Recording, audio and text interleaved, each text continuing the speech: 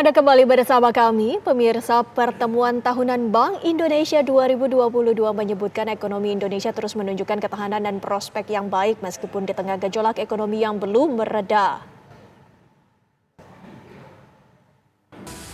Pertemuan tahunan Bank Indonesia tahun 2022 yang bertajuk Sinergi dan Inovasi, memperkuat ketahanan dan kebangkitan menuju Indonesia maju dihadiri oleh Presiden Joko Widodo dan Gubernur Bank Indonesia Peri Warjio. Dalam kesempatan tersebut, Gubernur Bank Indonesia menyampaikan ekonomi Indonesia terus menunjukkan ketahanan dan prospek yang baik meskipun di tengah gejolak ekonomi yang belum mereda. Selama 3 tahun selama pandemi, kinerja kita lebih baik dari negara lain.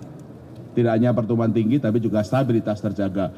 Dan semangat itu yang kami sampaikan dalam pertemuan tahunan Bank Indonesia ini untuk mari yuk semua pihak, pemerintah, Bank Indonesia, KSSK, semua pihak terus memperkuat koordinasi, sinergi, gotong royong, bersatu.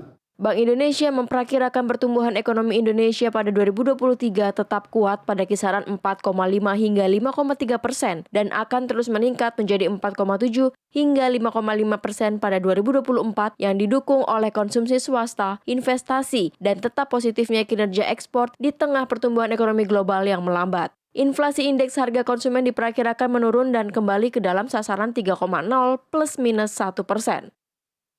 Pertumbuhan akan cukup baik, 4,5 sampai 5,3% pada 2023 dan meningkat 4,7 sampai 5,5% pada 2024. Selain ekspor, konsumsi dan investasi meningkat, hilirisasi, infrastruktur, penanaman modal asing, pariwisata, dan lainnya. Kita semuanya harus optimis tahun depan, tetapi tetap harus hati-hati, harus pada setiap membuat policy, fiskal, moneter harus selalu berbicara, harus selalu berdampingan sehingga semua policy yang ada itu betul-betul bermanfaat bagi rakyat dan negara.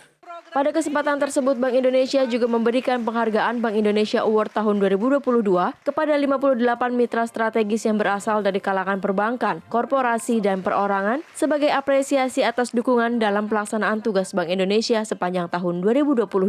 Dari Jakarta, TV One mengabarkan.